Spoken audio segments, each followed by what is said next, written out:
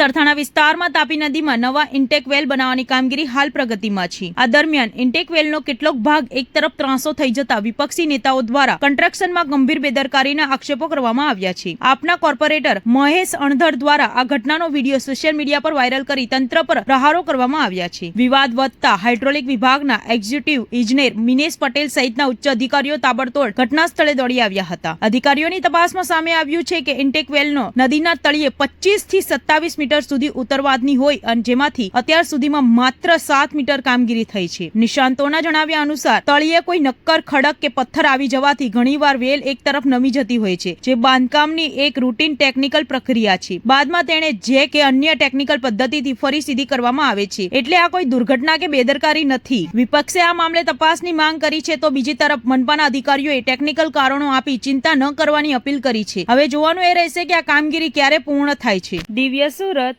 Digital news.